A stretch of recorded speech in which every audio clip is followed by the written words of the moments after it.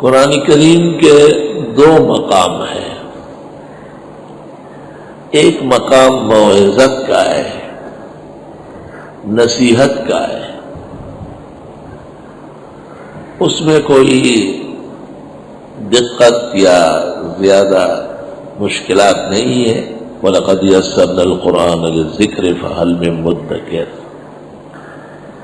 اللہ تعالیٰ نے بہت آسان فرمایا ہے. مثلا کسی شخص کو آپ یہ کہے کہ اللہ تعالیٰ ایک ہے، پیغمبر برحق ہے، قیامت آنے والی ہے، تو اس میں تو مشکلات نہیں ہے اور کوئی بھی کہہ سکتا ہے.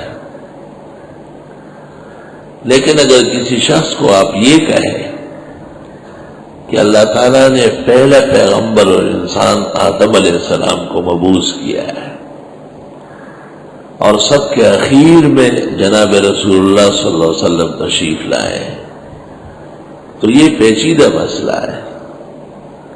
اس سے تاریخ دنیا اور ضرورت انسانی کا تعلق ہے. اس پہ دلائل اور براہین دینے پڑتے ہیں. اگر آپ کسی کو یہ کہیں کہ نوح علیہ السلام پیغمبر ہے، ابراہیم علیہ السلام پیغمبر ہے، تو سب لوگ جانتے ہیں اور مذاہب بھی ان کو نبی مانتے ہیں. لیکن اگر آپ یہ کہیں کہ لقمان پیغمبر نہیں ہے اور ذوالقرنین پیغمبر نہیں ہے، تو اس میں وجوہ امتیاز جس کو علم کہتے ہیں اس کا استعمال ضروری ہو جائے گا. اس لیے قرآن کریم کا ایک مقام تو نہایت سہولت کا ہے اور وہ وعظ اور نصیحت کا مقام ہے.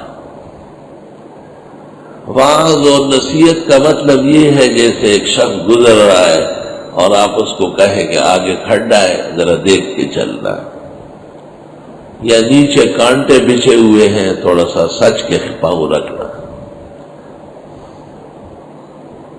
اور ایک شخص کو آپ کہتے ہیں کہ یہ پانی گرم ہے اور یہ ٹھنڈا ہے، خیال کرنا. تو اس کے سمجھنے میں کوئی زیادہ دقت نہیں ہے.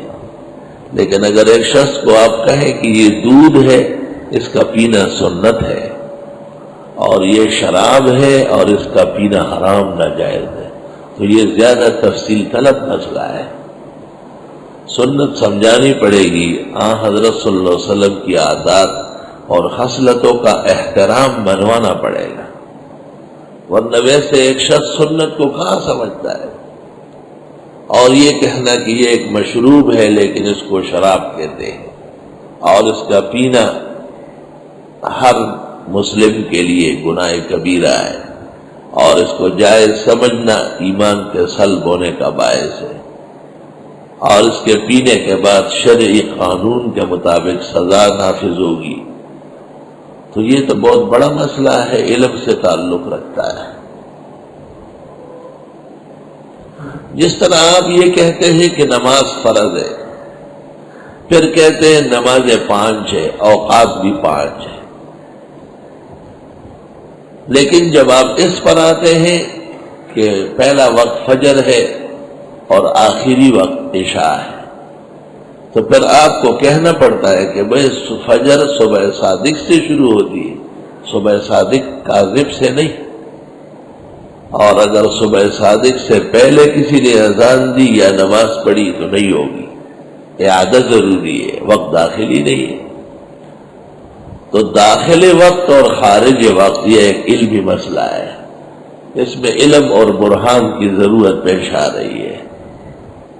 پھر آپ اس کو سمجھاتے ہیں کہ وقت نکلتا بھی ہے، اگر اس وقت تک کسی نے نماز نہیں پڑھی ہے تو وقت نکل جائے گا اور اس کی نماز قضا ہو جائے گی. اور بغیر عذر کے شرعی یا بشری اگر کسی نے نماز فرض قضا کر دی عاقل بالغ نے تو مجرم عند اللہ ہے، گناہ عظیم کا مرتکب ہوا ہے. اللہ تعالیٰ اس سے ناراض ہے اور اس نے بہت بڑی زیادتی اور غلطی کی. اب ان مسائل کے لیے علم کی ضرورت پیش آ رہی ہے. اسی طرح ظہر کا مسئلہ، عصر کا، مغرب کا، عشاء کا، اس میں تفصیلات تو ہے.